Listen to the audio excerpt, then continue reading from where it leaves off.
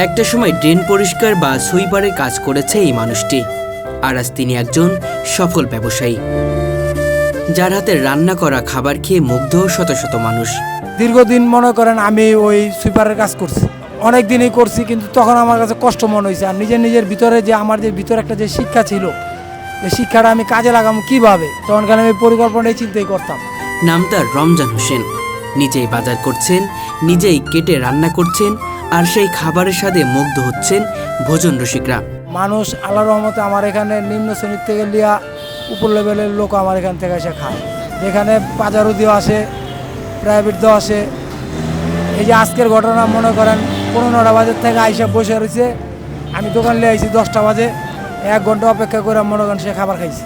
অথচ একটা সময় চাকরির খোঁজে ঘুরেছেন ঢাকা শহরের এক প্রান্ত থেকে অন্য প্রান্তে, কিন্তু ভাগ্য যেন কখনোই তাকে কোনো সুযোগ দেয়নি। পরিবারের মুখে খাবার তুলে দিতে তিনি এক পর্যায়ে বাধ্য হয়েছিলেন ড্রেন পরিষ্কার ও সুইপারের কাজ করতে। যে আল্লাহ কইছে তোমরা হালাল রিজিক করো, তা আমি হালাল রিজিক করার চেষ্টা করছি। ওটা করতে যাই, যখন যে কাজ পাইছি ওটাই করছি। প্রথমে আমার জীবনের প্রথম কাজ হলো ড্রেনের সুইপারের কাজ করতাম। সমাজের চোখে অবহেলিত সেই কাজ দিয়েই বহু বছর ধরে সংসার চালিয়েছেন। কখনো অপমান, কখনো উপহাস, সবকিছু সহ্য করেছেন শুধু সন্তান স্ত্রীর মুখের দিকে তাকিয়ে। কিন্তু মন থেকে কখনো হাল ছাড়েননি। ভাবতেন আমি তো রান্না জানি, তাহলে কেননা নিজের ভাগ্য আমি নিজেই করি। তখন এক সময় আমার কাছে খারাপ লাগতো যে নিজের যে শিক্ষা আছে ওগুলো থুয়ে আমি এই কাজ করতেছি। তৎকালীন খুব সংকটের ভিতরে ছিলাম, এই কারণে আমি ওই কাজটা করছি। তো করার পর এক সময় দেখা গেছে যে মনে করেন দীর্ঘদিন করার পরে যে কিছু আমার কাছে যখন ক্যাশ হয়েছে, তখন আমি নিজে চিন্তা করলাম যে আমার ভিতরে যে শিক্ষাটা আছে এই শিক্ষাটা আমি কাজে লাগাই। তখন এটা আমার বাসায় আমি নিজে ওই মিল সিস্টেম করলাম, যে ক্যাটারিং সার্ভিসে খাবার দেওয়া শুরু করলাম। অর্থ ছিল না, স্বপ্ন ছিল অনেক বড়। পরিবারকে পাঠিয়ে দিয়েছিলেন গ্রামের বাড়িতে, আর নিজে ঢাকায় একা থেকে রোজগারের জন্য লড়াই করেছেন। অবশেষে 1 মাসের কষ্টের উপার্জন জমিয়ে ছোট্ট করে শুরু করেন খাবারের ব্যবসা। এক সময় মনে করেন আমি একটা উদ্যোগ নিলাম যে আমার ঘরের যে পরিবার আছে ওরে বাড়িতে পাঠাই দিলাম 1 মাসের জন্য, যে তুমি 1 মাস বাড়িতে থাকো, প্রয়োজন পরে 1 মাস যা খরচ করবা এই 1 মাসের টাকা আমি পরবর্তী 1 মাসে আমি এটা দিয়ে দেবো। কিন্তু এই 1 মাসের আমার যে স্যালারি বেতনটা পামো, এটাতে আমি অন্য একটা উদ্যোগ নিলাম যে আমি আমার ভিতরে যে শিক্ষাটা আছে প্রতিভাটা এটা আমি জাগাম। প্রথমে ক্যাটারিংয়ের মাধ্যমে বিভিন্ন মার্কেটে খাবার সরবরাহ করতেন। ধীরে ধীরে বুঝলেন তার হাতে তৈরি খাবারের স্বাদ মানুষ মুগ্ধ হচ্ছে। তখনই সিদ্ধান্ত নিলেন নিজেই দোকান দিবেন। যে আমি আগের থেকে রান্নাবান্না করতে পারতাম, ওই শিক্ষাটা আর কি কাজে লাগাইছি আমি। যে বাসার থেকে মনে করেন মিল শুরু করছি, বিভিন্ন মার্কেটে খাবার দেই। তো ওই সময়তে যখন দেখছি যে আমি একা পারি না, তখন একজন লোক রাখছি। একটি সাধারণ ভ্যানকে সাজালেন দোকান হিসেবে। আমার কাজ হলো আমি সব রেডি করে, ওর কাজ হলো মার্কেটে নিয়ে পৌঁছাই দেওয়া হয়। যে ক্যাটারিংয়ের যখন মনে করেন আমি শুরু করলাম, দেওয়ার পর তখন নিজের ভিতরে যে একটা প্রতিভা আছে ওটা আমার তখন জাগলো, যে আমি তো চেষ্টা করলে এখন ইচ্ছা করলে আমি ফুড কোর্টে দিতে পারি বা সমান একটা দোকান দিতে পারি। তখন আমি একটা দোকান শুরু করি। তাতে নেই কোনো জাঁকজমক বা সাজসজ্জা, নেই বড়সড় ডেকোরেশন, শুধু টমটমে লাইট জ্বালিয়ে সাজানো থাকে তার রান্না করা ভুনা খিচুড়ি, মুরগি, গরুর মাংস, ডিম ভাজি, মোরগ পোলাও, রোস্ট, এমনকি গরুর কালা ভুনাও আর কিরা কলিজার মতো খাবারও। মোরগ পোলাও বিক্রি করি, ভুনা খিচুড়ি বিক্রি করি, মুরগির ঝাল ফ্রাই আছে, ডিম আছে, গিলা কলিজা আছে, কাঁকড়া বিক্রি করি, হাঁস বিক্রি করি, গরুর কালা ভুনা বিক্রি করি। দাম এতটাই স্বল্প যে রিক্সা চালক থেকে শুরু করে প্রাইভেট গাড়ির যাত্রী পর্যন্ত সবাই এখানে ভিড় জমায়। জনপ্রিয়তা অনেকটাই বাড়ছে আল্লাহর রহমতে, কিন্তু এখন যে পুলিশের ভয়ের কারণে ওই কাস্টমারের চাহিদা পুরো করতে হয় না। এরকম পর্যায়ে যেতে মনে করেন আমরা মাল আনি, ওই থাকলে তো খাবার থেকে গেলে আমাদের লস, আর যদি এটা চলে যায় তাহলে মনে করেন আমাদের লাভ।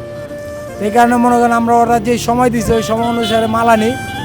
দেখা গেল কোচিতে কোনো সময় কাস্টমারের চাহিদা পুরো করতে হয় না, আবার কোনো সময় দেখা যায় 2-1 প্লেট থেকে যায়, এই আর কি। প্রতিদিন যত খাবার রান্না করে সব খাবার বিক্রি হয়ে যায়, বরং অনেক সময় শর্ট পড়ে। মাশাআল্লাহ, আল্লাহর মতো এখন যা লাগে তার চেয়ে আরও বেশি লাগে, কিন্তু কাস্টমার ফিরা যায়। যে পরিপূর্ণ যে মাল এটা দিতারি না, মাল আনুমানিক যায় বেশি, কিন্তু এখন পুলিশের একটু ডিস্টার্ব করার কারণে আনুমানিক মনে করেন 8-10 কেজি যায়। কিন্তু যখন পুলিশে ডিস্টার্ব না করছে তখন 25 থেকে 30 কেজি গেছে। তার দোকানের বিশেষত্ব হলো দামে কম কিন্তু মানে উৎকৃষ্ট, তাই মানুষের ভিড় সবসময় লেগেই থাকে। আমার খাবারের বিশেষত্ব যে আমি সবসময় মানে ভালো করতে চেষ্টা করি, যে পোলাও চালের যে চালের ভিতরে সবচেয়ে ভালো যেটা কাঠেরই ভোগ, আমি ওটা দিয়ে পাক করি আর নিজের হাতে পাক করি। এখানে কোনো কেমিক্যালের স্পর্শ করি না, ঘরোয়া পরিবেশে পাক করি। এখানে কাস্টমার একটু চাহিদা আছে আর কি, কাস্টমার এটাই খোঁজে। কেউ কেউ বলেন রমজানের খাবার শুধু স্বাদ নয়, আছে ভালোবাসার স্পর্শ। এক সময় খাবার দিতারই নেই, রাতের পর রাত বসে রয়েছি। দেখা যাচ্ছে 5 কেজি চাল পাকাইলে হয়েছি, 2 কেজি চাল বিক্রি হয়েছি, 3 কেজি চাল মনে করেন লিয়া গরিব মানুষরা খাওয়াই দিছি। এখন মাশাআল্লাহ আল্লাহর রহমতে আমার এখানে 3-4 জন কারিগর খাটে, বাইরে ঘরে মিলে মোট 8 থেকে 10 জন লোক আমার এখানে এখন বর্তমানে শ্রম দিতেছে। তো এটা সব কিছু আল্লাহ চালাইতেছে, আমি তো মনে করেন দেখাশোনা করি। রমজান হোসেন শুধু ব্যবসায়ী নন, তিনি একজন মানবিক মানুষও। তার দোকানে কোনো অভাবী মানুষ এলে বিনা দ্বিধায় ফ্রিতে খেতে দেন। তাদের টাকা নাই, মনে করেন যে আমি বুঝতে পারি যে ওর টাকা নাই, তোরে এমনি দিয়ে দিই বা বলি যে বাবা তুমি কালকে আমার টাকাটা দিয়ে দিবা, তো দিবে না আমি জানি, তারপরে বলি যে কালকে টাকাটা দিয়ে দিবা। এটা বলার উদ্দেশ্য, যদি ওরা আমি এটা না বলি তুই প্রতিদিন এসে খাইবো, একসময় দেওয়া যাবো, অলস হয়ে যাবো, কাজকাম করবো না। এই কারণে আর কি ওরা বলি যে তুমি কালকে আবার এসে আমার টাকাটা দিয়ে যাবো। শুধু তাই নয়, উপার্জিত অর্থের 3 ভাগের 1 ভাগ তিনি মানবতার কল্যাণে ব্যয় করেন। যে আমার এখান থেকে যে ভাই আমি যে রিজিকের ভিতর থেকে যা আমার আসে, আমার পরিবার পরিজনের পিছনে যা খরচ করে অবশিষ্ট যেটা থাকে, এর থেকে 3 ভাগের 1 ভাগ আমি মানবতার কল্যাণের কাজে লাগাই। মানুষের ভালোর কাজের লিগে আমি ব্যয় করি, নিঃস্বার্থে আল্লাহর রাস্তা আমি দিয়ে দিই। বর্তমানে তার 2টি দোকান রয়েছে, একটি জসিমউদ্দিনে যেখানে কর্মচারীরা দেখভাল করেন, আর একটি জমজম টাওয়ারের সামনে যেটি তিনি নিজেই পরিচালনা করছেন। এমন এক পর্যায়ে আমার দোকান আমার 2টা, একটা জসিমউদ্দিন দিছি, ওখানে একটা চলে, ওখানেও মাশাআল্লাহ ভালো চলে, আর এই জমজমের এই মোচরে এটাও ভালো চলে। এখন জমজম টাওয়ারে তার প্রতিদিনই রাত 9টা থেকে শুরু হয় তার দোকান, আর চলে রাত 1টা থেকে 2টা পর্যন্ত। যে এই দোকানটা আমি নিজেই চালাই। এরা আপনার 9:30 থেকে 10টার ভিতরে আসি, রাতের 1:30, 1টা এরকম সময়ের ভিতরে চলে যায়। এই 3-4 ঘন্টার মধ্যে সব বিক্রি হয়ে যায়। হ্যাঁ, আল্লাহর মতো সব চলে যায়। এই ব্যবসার মাধ্যমে তিনি শুধু নিজেই স্বাবলম্বী হননি, বরং 8 থেকে 10 জন মানুষের কর্মসংস্থানও সৃষ্টি করেছেন। হ্যাঁ, আমি তো একা স্বাবলম্বন হই না, আমার সাথে আরও 10 জন স্বাবলম্বন হয়েছে, যেতে যারা আমার এখানে কাজ করতেছে এরাও এদের সংসারটাও চলতেছে, জাস্ট আমার সংসারটাও চলতেছে, ভালোভাবে চলতেছে, ওদেরকেও চালাইতে পারতেছি। আমি চালাই তো আল্লাহ, কিন্তু আমি একটা সহযোগিতা হিসাবে ওদের পাশে আছি, এ আর কি। মনে করেন আমার আল্লাহর মতো ভালো চলে। 5 থেকে 7 বছরের মধ্যে রমজান হোসেন আজ একজন সফল ব্যবসায়ীতে পরিণত হয়েছে। পরিবার সন্তান নিয়ে এখন সুখী জীবনযাপন করছেন তিনি। না, এখন আল্লাহর রহমতে আগে যে পর্যায়ে ছিলাম আর এখন যে পর্যায়ে আল্লাহ আনাইছে, আমার পরিবার, আমি ভরণ পোশাক দিয়ে আমার ছেলে মেয়েদেরকে স্কুলে পড়ায়া, আরও বিভিন্ন মনে করেন যে কোনো যেখানে যা লাগে ওরা যখন যেটা চায় তখন আমরা ওদের চাওয়া পূরণ করতে পারি। কিন্তু আগে এক সময় এটা আমি পারতাম না, কিন্তু আল্লাহর রহমতে এখন ওরা যখন যেটা বলে আমি সেটা পালন করার চেষ্টা করি। আগের মতো আর অনাহার কিংবা অভাবের দিন নেই। রমজান হোসেনের এই গল্প নিছক কোনো ব্যবসায়ী সাফল্যের গল্প নয়, এটা আসলে অদম্য সংগ্রাম, লড়াই, আত্মবিশ্বাস আর মানবিকতার এক অনন্য উদাহরণ। তিনি আমাদের শিখিয়ে দিয়েছেন কোনো কাজ ছোট নয়। যে কাজ কোনোটা আমার কাছে ছোট মনে করি না। আমি ওটার আগে রাজমিস্ত্রি কাজও করছি, রিক্সা চালাইছি, যখন যে কাজ পাইছি দৈনন্দিন সেটাই করছি।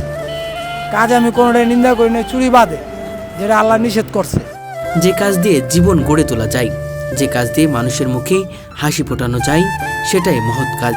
তাই বলতে হয় রমজান হোসেন শুধু একজন ব্যবসায়ী নয়, তিনি আমাদের চোখে সত্যিকারের সুপার হিরো। অনেক কষ্ট হয়েছে যে শুরুতে আমার জীবনে আমি এই সুপার লাইনের কাজ করছি, দীর্ঘদিন করছি, করার পরবর্তীতে দেখা গেছে যে মনে করেন এক সময় আমি ভাবছি যেগুলা কাজে মন বসে না। এই দোকানের বিষয় 7-8 বছর ধরে আমি করতেছি, কিন্তু আমি ওই বাবুচি শিক্ষা আমার অনেক দিন আগের থেকে, অনেক দিন। সব মিলে এখন কেমন লাগে এই পেশা থেকে? অনেক ভালো লাগে।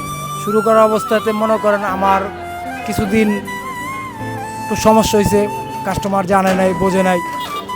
যখন থেকে কাস্টমার জানছে, বুঝছে, তো অনেক কাস্টমারই আমার কাছে আসে।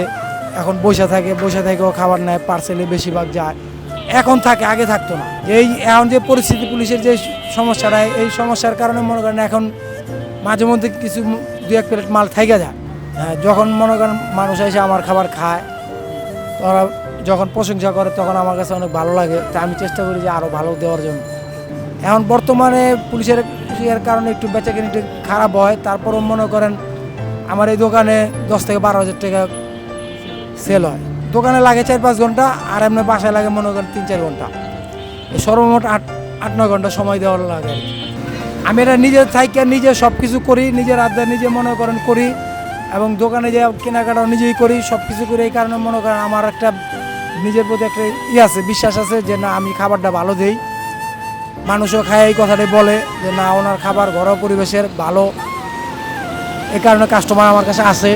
এই পেশায় আপনি কত বছর আছেন? এই পেশার ভিতরে আমি 7-8 বছর ধরে আছি। এটা অনেকটা আনন্দিত আমি, যে মানুষটা অনেক ক্ষুধার্ত মানুষ আমার কাছ থেকে মনে করেন এই রাস্তার ভিতরে রাত্রেবেলা খাবার পায়, খায়। অনেকে মনে করেন ফোনের থেকে, আমার বাসার থেকেও খাবার নিয়ে আসে। নিজের কাছে অনুভূতি অনেকটা ভালো লাগে, অনেক ভালো লাগে। মানুষও আনন্দিত, আমিও আনন্দিত, তারাও উপকৃত, আমিও উপকৃত। কাজ নিজে একাই, কোড়া কাটার তেলে ইত্যাদি শুরু করে যা কিছু যাবতীয় সবই আমি করতাম। এখন মনে করেন আল্লাহর রহমতে ওই কোড়াকাটির কাজ, নিজের কাজ, এগুলো যা আছে সব মানুষরা করাই। এবং যেটা পাকের বিষয়টা, তখন চুলায় নিজে, ওটা আমি নিজে করি। কেন ওটা মানুষরা করাইলে আমার যে খাবার একটা মান আছে, যে একটা দাম আছে, ওটা থাকবে না। এ কারণে আমি নিজেই করি। ভাই, দর্শকদের কাছে অনুরোধ আমার একটাই, যদি আমার খাবারের মান ভালো হয় তাহলে আপনারা আমার কাছে আসবেন, খাবেন। জমজমের মোড়ে, চৌরাস্তার মোড়ে, জমজমের পাশে আমার দোকান। যে আপনাদের সুবিধা আছে, যদি আপনাদের খাবার লাগে, আমি বাসায় আপনার ক্যাটারিং সার্ভিস আপনার পৌঁছায় দেওয়া হইব। হ্যাঁ, সব মিলিয়ে এখন আমি অনেক ভালো আছি।